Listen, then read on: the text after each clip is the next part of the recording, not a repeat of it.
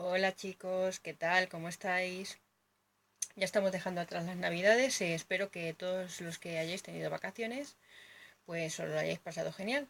Aunque bueno, pues quedan todavía unos días para Reyes. Y aprovechando eso, pues si sois de los que vais de compras a última hora y todas esas cosas, pues bueno, pues como os decía algunas semanas, quería hablaros de algunos de los proyectos en los que he tenido la suerte de formar parte este año. Algunos de ellos pues van a ser editados al año que viene, por lo tanto pues os hablaré de ellos llegado el momento. Este proyecto al que voy a referirme en realidad lleva ya fraguándose hace unos años, pero bueno, todo lo bueno requiere de su tiempo, obviamente. El editor de este proyecto es Ave Marcos, un beso Ave, y está editado por James Crawford Publishing. Un beso también a William. Y aquí os lo voy a enseñar. Esta antología se llama Cruces Negras. La España oscura. Mirad qué maravilla, qué edición más estupenda. Os voy a enseñar un poquito la maquetación para que la podáis ver.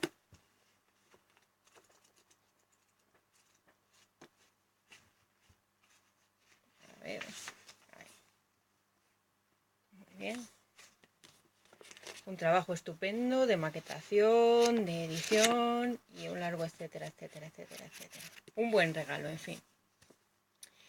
Y voy a leeros para que sepáis qué os vais a encontrar en esta antología. Voy a leer un poquito, ¿vale? Las crónicas negras, como cruces sembradas en áridos caminos, tienen impresos los hechos que han marcado por su violencia o extrañeza el sentir de pueblos, ciudades y hasta países. Un grupo de combativos autores ha escudriñado en las de nuestra España para construir esta serie de relatos basados, inspirados o narrados de cerca en un puñado de esas historias inquietantes que han quedado marcadas de modo indeleble en las páginas de añejos periódicos. Folios que llenan carpetas de archivos judiciales, en viejos manuscritos o en prestigiosas revistas dedicadas a lo paranormal. El tiempo puede atemperar su impacto, pero no borrarlos.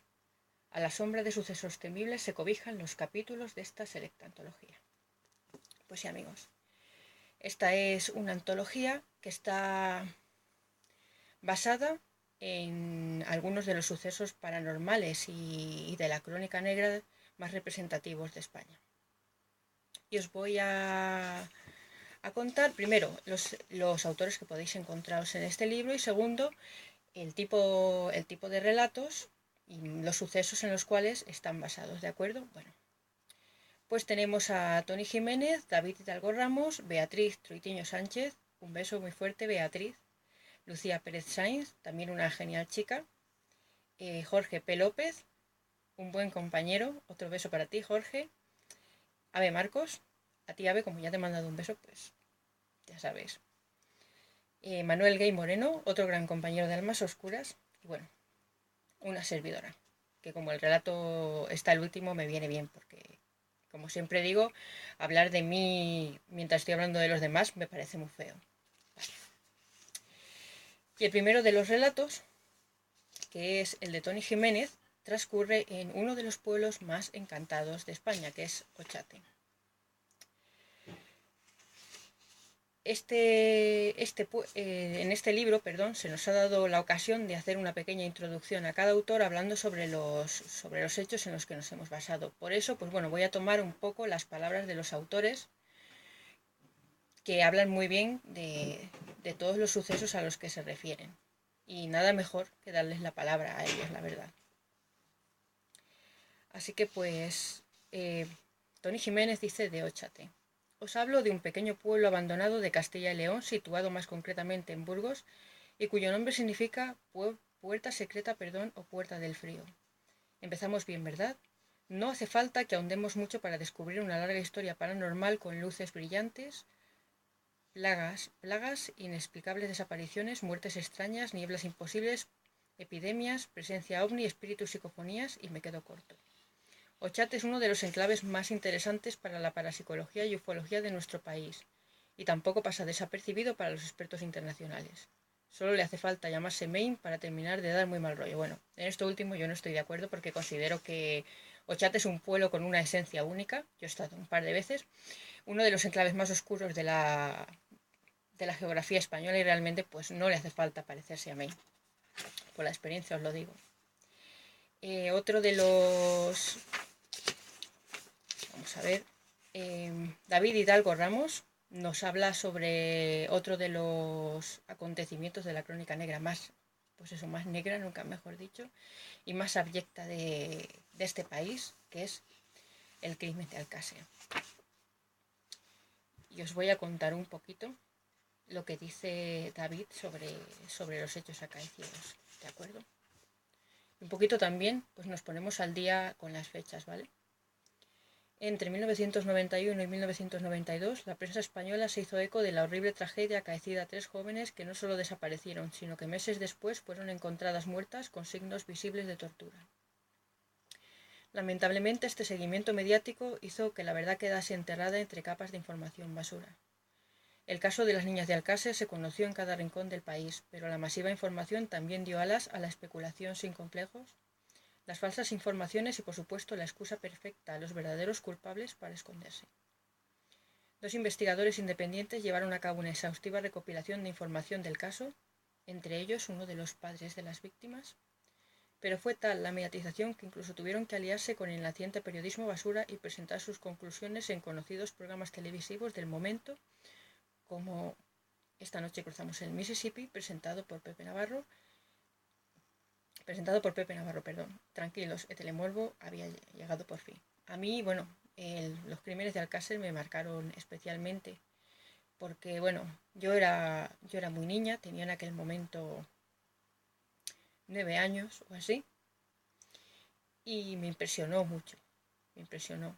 Realmente todos sabemos que en su fondo hay algo oscuro, aunque bueno, yo no me voy a meter en temas de conspiraciones ni nada de eso, porque ni es el lugar este, ni el momento, ni es de lo que estamos hablando. Estamos hablando de la antología Cruces Negras. Sí quiero aclarar que el relato de David Hidalgo es un relato que está muy bien escrito, y ya no voy a hablar únicamente muy bien escrito, sino que es un relato enfocado con mucha delicadeza, no tiene para nada imágenes fuertes ni sensacionalismo, sino que es un relato bastante legible para todos los públicos, y que hacer un relato así, con un caso, no ya con la repercusión del caso Alcácer, sino con la oscuridad, con el dolor, porque sí, esa es la palabra, dolor, con el dolor que muestran los entresijos de este caso, no es sencillo. En fin, por eso pues yo desde aquí quiero felicitar a David Hidalgo, un gran compañero, también un gran amigo, que ha elegido pues un tema que es un poco delicado, un poco tabú, y lo ha sabido llevar a cabo con verdadera maestría. Muchas felicidades. Mi querida Beatriz Troitiño ha investigado un poquito sobre los crímenes de Chantada y nos habla también un poquito del caso.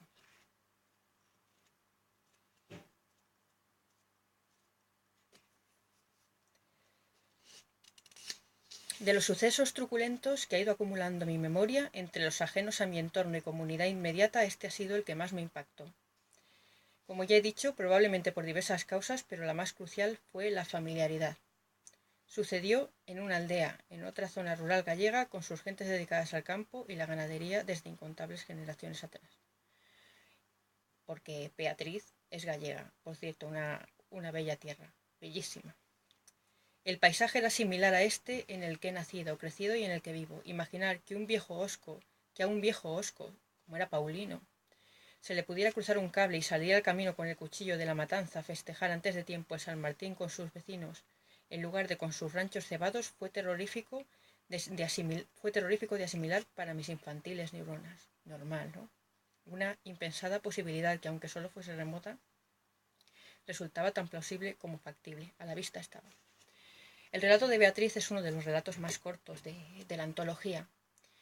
Sin embargo, es uno de los relatos más intensos. ¿Por qué? Porque refleja de una forma rauda la rabia, el dolor, una sucesión de hechos que se van dando de forma rápida y fogonean la mente del lector. Igual que dije con el relato de David, el relato de Beatriz también me ha encantado. También desde aquí la felicito, porque igual que el caso Alcácer, pues los crímenes de chantada no es tampoco un tema fácil, uno de los temas más escabrosos de la, iba a decir geografía española, de la crónica negra española. Entonces, pues bueno, están ahí.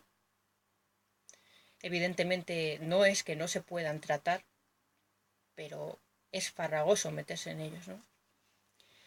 Lucía Pérez Sainz, también buena compañera y gran chica, ha tomado, mejor dicho, ha tomado como referencia el caso del hombre del saco, que ya sabemos que, bueno, hay diferentes casos sobre esta temática, por así decirlo. Uno de ellos el del famoso curandero Francisco Leona. Pero bueno, vamos a ver qué es lo que ha tomado como referencia Lucía para escribir este relato. Ella dice así: los cuentos susurrados, las calurosas tardes de verano, las leyendas puestas en boca de quienes tienen mucho que callar, el pan nuestro de cada día de personas que reviven ciertas noticias como si fueran suyas, macabros sucesos acontecidos años atrás en otro pueblo, otra ciudad, y que alimentan los corazones de quienes viven consumidos por el miedo. Ahora lo sé y no les culpo por advertir a su manera de la crueldad del ser humano, de transmitir esas habladurías para cuidarnos de los extraños, de nosotros mismos. Evidentemente, aquí Beatriz nos dice que ha tomado como referenciales varias historias, muchas de ellas pertenecientes a leyendas de cuando ella era pequeña. Y como ella dice, las leyendas que pasan de generación en generación, y algunas se usan para advertir, realmente es cierto, todas ellas tienen su base fundamentada, su parte de verdad, y yo conozco esas historias. Mitos y leyendas, cuentos y fábulas que se tejen en los telares de cada ciudad, y era creciendo y modificándose a su antojo. El relato de Lucía es un poquito más ambiguo, nos habla precisamente de un niño, entre comillas, condenado por esa clase de temores. No es un relato criminal, sino es más bien un relato psicológico, también hecho con mucha delicadeza. Y bueno, es una especie por así decirlo, una especie de Babadook castizo, para que nos entendamos. Yo también desde aquí la felicito. La verdad es que, bueno, voy a felicitar a todos los compañeros porque todos han hecho un gran trabajo. Jorge P. López nos habla de otro de los casos emblemáticos, en este caso no de la crónica negra, pero sí de la crónica paranormal de este país, como es el famoso caso del Duende de Zaragoza. Aquella vocecita misteriosa que salía de un fogón y que jamás en la vida cuyo enigma, nunca jamás fue resuelto. Y dice así: los hechos que acaecieron el 27 de septiembre de 1934 han pasado a formar parte de las leyendas urbanas de Zaragoza, permaneciendo sus entresijos sin respuesta alguna. En la calle Gascón de Gotor, número 2, residencia de la familia Grijalva y antigua propiedad de Antonio Palazón, tuvo lugar la manifestación verbal de un duende, específicamente en la cocina, precisamente en una hornilla de carbón con una chimenea regulada por una portilla metálica. Por el conducto de ventilación surgieron unas voces de origen sobrenatural que aterraron a niños y adultos, y al principio pensando que era una broma, y posteriormente cundiendo el pánico en toda la familia cuando no pudieron concretar el origen de las frases enunciadas a viva voz. La prensa, que pronto se hizo eco de tan insólita noticia, reseñó el hecho como el duende de la hornilla que habla a los inquilinos de un céntrico piso zaragozano. El 15 de noviembre de 1934, los vecinos, asombrados y cansados de esas voces de ultratumba, realizaron una denuncia formal ante la policía. Así fue y así es como lo contaron. El relato de Jorge es uno de los relatos más largos de todo el libro, titulado El extraño caso de Eneco y el duende, si mal no recuerdo. El extraño y alucinante caso, me faltaba ese matiz, de Eneco y el duende. Y este pues también es un relato fantástico, un relato más ambiguo. Es un relato incluso sorprendente. Se aleja bastante de la realidad del caso, que como digo quedó inconcluso. Pero bueno, la verdad es que sin extenderme mucho, no me voy a extender, como os digo, ni en este ni en ninguno de los relatos, porque lo que quiero es que los leáis y que seáis vosotros mismos quienes los reseñéis, que sería lo suyo. Os diré que el relato de Jorge es uno de los más trabajados de toda la antología, por así decirlo. Es verdad que duración y calidad no tienen por qué tener que ver, como dije en el de Beatriz, lo bueno si breve dos veces bueno, pero bueno, este es un trabajo muy currado, un trabajo como suele ser común y corriente en Jorge, alucinógeno. Yo diría que incluso onírico y bueno, da para una película española, como él mismo dijo, da para una película española con Jorge Sanz de protagonista, un poco tono negro y todas estas cosas, ¿no? Bares, tapas, un largo etcétera. Ave Marcos nos habla sobre uno de los casos también más emblemáticos de España, como fue el incidente de Manises. Un famoso caso de avistamiento ovni, que bueno, todos conocemos, estoy seguro, aunque sea a grandes rasgos, pues porque algunas revistas de tirada nacional como Enigmas, Más Allá, Año Cero, etcétera, se han hecho cargo, e incluso los periódicos en su momento se hicieron cargo de este caso. Voy a hablar un poco lo que dice AVE sobre el caso Manises. La noche del 11 de noviembre del 79 tuvo lugar quizá el caso de avistamiento ovni más famoso en ámbito nacional. Un vuelo comercial se vio obligado a cambiar el rumbo y destino original debido al acoso de un objeto volante no identificado. Este vuelo solicitó la intervención del Ejército del Aire Español y este, en respuesta a la amenaza, lanzó desde la base aérea de Los Llanos, Albacete, un caza en alerta 15. Al mando, un capitán de las Fuerzas Aéreas estuvo persiguiendo al objeto durante un tiempo no inferior a una hora. En este tiempo dio lugar a todo en la Carlinga, casi desde el principio, y todo pareció real cuando el capitán recibió sus órdenes. Una vez en el aire, Pegaso, el control de tierra del Ejército del Aire EDA, no supo explicar el motivo de otra manera que fuese ordenar al piloto que tenía que buscar unas luces en la vertical de Valencia que había obligado a aterrizar a un supercarabelle. Sin duda alguna, el oficial se preguntó si cuando las encontrase las tenía que echar del país. Pues sí, uno de los casos de avistamientos reconocidos como auténticos y más extraños, y aquí, pues bueno, pues como dice el propio AVE, aquí mismo reflejó su vocación de piloto frustrado.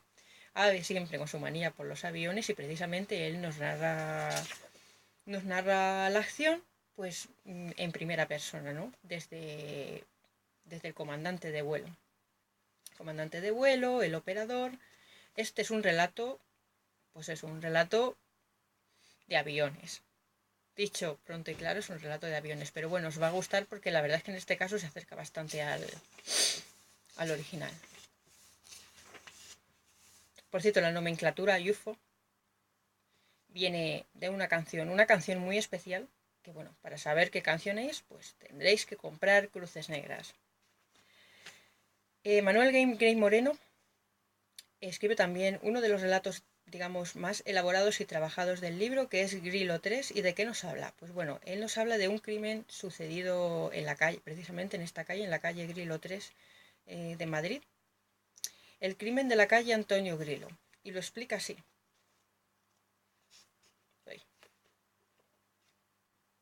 Perdonad este paseo de páginas constante, pero bueno. Dice, bajo muy a menudo por la calle de San Bernardo hacia el centro de Madrid. Cuando esta arteria está a punto de desembocar en la Gran Vía, a mano derecha nace la calle Antonio Grilo.